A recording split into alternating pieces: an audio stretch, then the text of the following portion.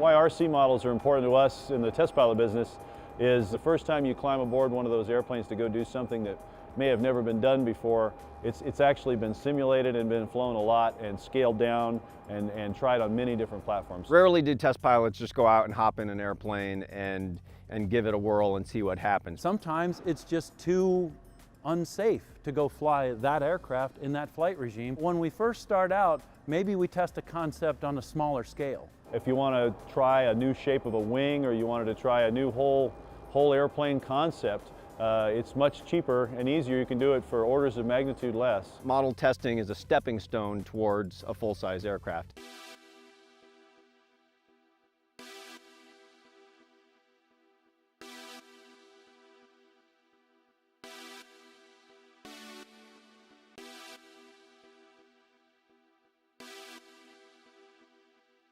Hi, I'm Red Jensen, Chief Pilot for Subscale Research Aircraft here at Armstrong Flight Research Center.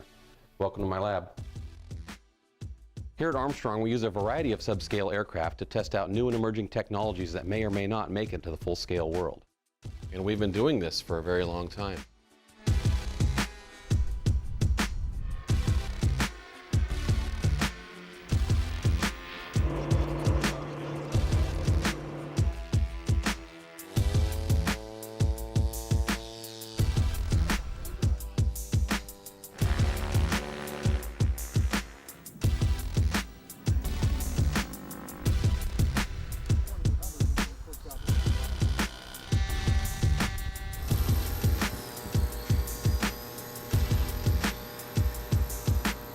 As you can see, these are not your normal model airplanes.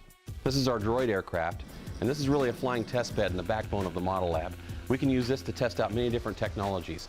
For instance, we currently have ADS-B on board, and we also use this as a tow plane for our towed glider project. This is our twin glider air launch concept.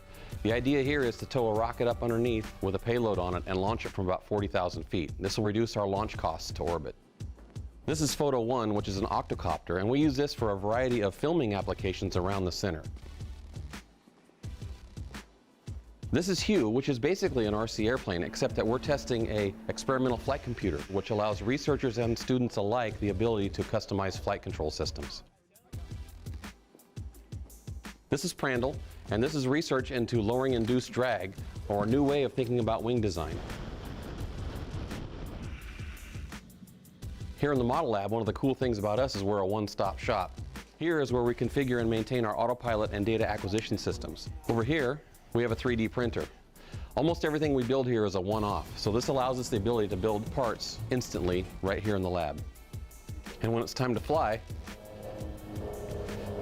we have a completely self-contained mobile ground control station that allows us to operate at any austere environment.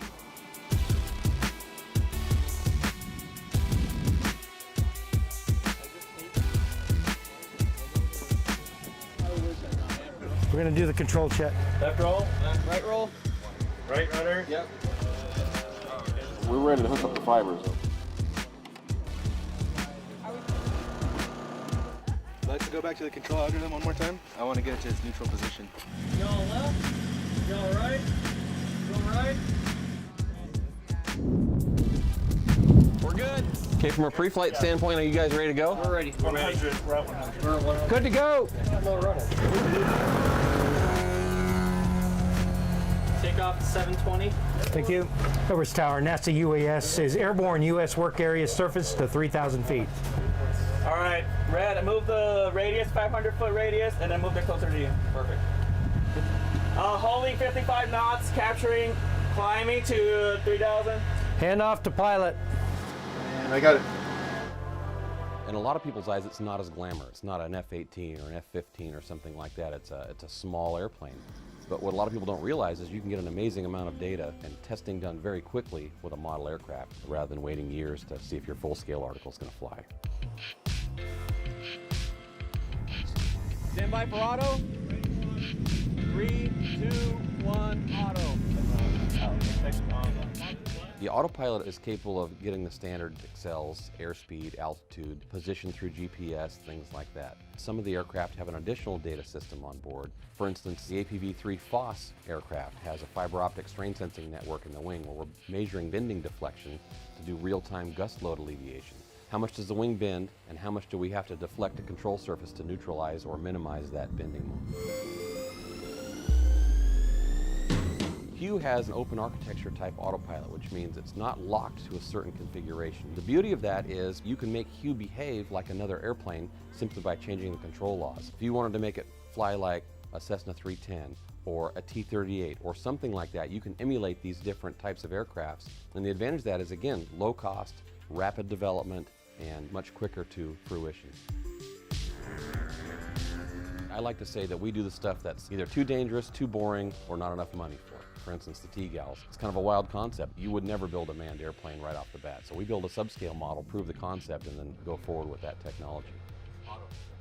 Another thing is the auto-ground collision avoidance system, where you're flying an aircraft at a blind canyon and let a computer take over and avoid the obstacle. Well, that's obviously very risky to do in a manned aircraft, so it makes perfect sense to do it in subscale aircraft where if something happens, well, there's no harm to any person. I feel that Armstrong uses SUAS to enhance the center's capability. Somebody can have some wild harebrained idea. They can come to the model lab. We can either fit the technology in an existing platform, or we can build an all-new platform to test this thing. Sky's the limit.